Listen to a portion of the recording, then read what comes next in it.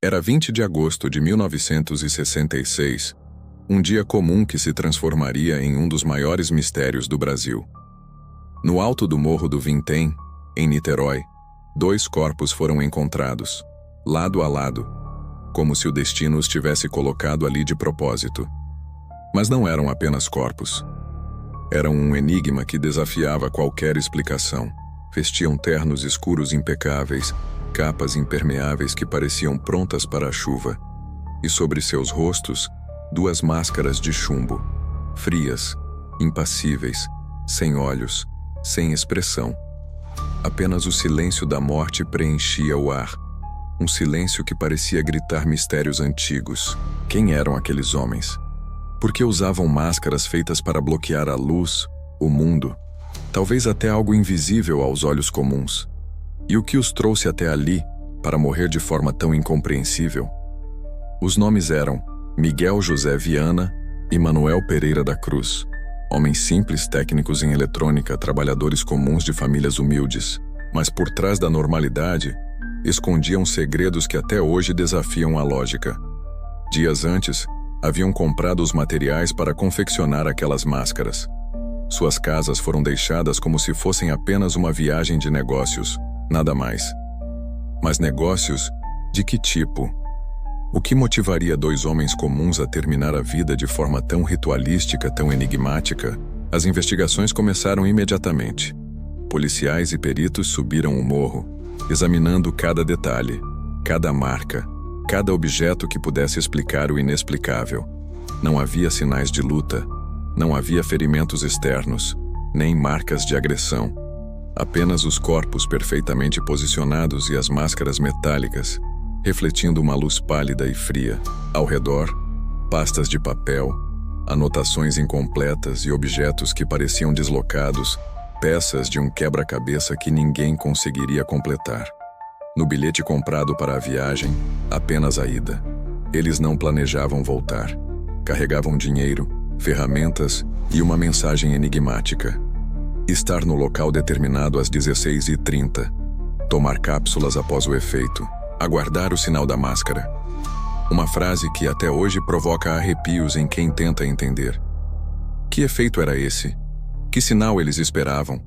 Experiência científica? Ritual? Um ato de loucura? Alguns investigadores acreditam que Miguel e Manuel faziam parte de um grupo secreto, dedicado a estudos espirituais ou ocultos, que buscavam contato com forças que a mente humana não consegue compreender. As máscaras, segundo essa teoria, seriam uma proteção, não contra o mundo físico, mas contra visões capazes de destruir a razão e a percepção.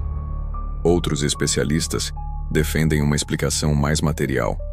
Testes de radiação, experiências tecnológicas avançadas, talvez até algum tipo de programa militar secreto, mas nenhuma prova concreta foi encontrada. Nada que pudesse explicar a presença das máscaras ou a morte simultânea e perfeitamente organizada dos 2 homens. O morro permaneceu silencioso por décadas, guardando um segredo que ninguém conseguia desvendar. As famílias tentaram compreender, mas nada fazia sentido. Miguel e Manuel eram trabalhadores comuns, sem inimigos conhecidos, sem envolvimento com atividades criminosas ou políticas. Eram cidadãos que desapareceram de forma planejada e reapareceram mortos, enigmáticos, incompreensíveis. Até hoje, investigadores experientes e estudiosos da criminologia se debruçam sobre esse caso, buscando uma pista, um detalhe que revele a verdade. Mas cada camada de investigação apenas adiciona mais perguntas do que respostas. O que é mais perturbador, talvez, seja o silêncio que se seguiu. Não havia testemunhas, não havia relatos, não havia explicação. Apenas os corpos, a paisagem escura do morro e o vento cortando o ar, como se o próprio Brasil respirasse em suspense. Cada detalhe pareceu orquestrado com precisão. A posição dos corpos, os ternos, os objetos, o bilhete e, claro, as máscaras. Até hoje, historiadores, jornalistas e curiosos estudam as fotos, os laudos e os relatórios, tentando encontrar alguma pista que conecte os pontos. Mas cada tentativa parece apenas aprofundar o mistério. Com o passar dos anos, o caso das máscaras de chumbo se tornou uma lenda urbana, Uma história contada e recontada, cheia de teorias, especulações e arrepio. Há quem diga que os homens buscavam o contato com entidades que não compreendemos, que as máscaras eram barreiras entre eles e algo aterrorizante. Outros afirmam que era pura ciência, uma experiência de radiação, um experimento que deu errado. Mas não há respostas, apenas silêncio e perguntas que ecoam até hoje. Décadas se passaram, e a memória do Morro do Vintém continua a carregar esse mistério. Quem matou Miguel e Manuel? Ou será que eles mesmos escolheram o fim?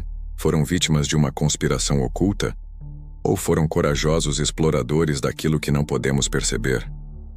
O que sabemos com certeza é que ali, naquele morro, o mundo dos vivos e o desconhecido se encontraram de forma definitiva. E as máscaras, frias e impassíveis, continuam a olhar para nós, mesmo décadas depois, lembrando que alguns segredos talvez nunca sejam revelados. No fim, resta apenas o silêncio. O vento ainda sopra sobre o Morro do Vintém, carregando histórias não contadas, sussurrando perguntas que desafiam a razão. E o caso das máscaras de chumbo continua a assombrar aqueles que ousam buscar respostas, porque algumas histórias não têm fim. Elas permanecem eternas, misteriosas e totalmente incompreensíveis.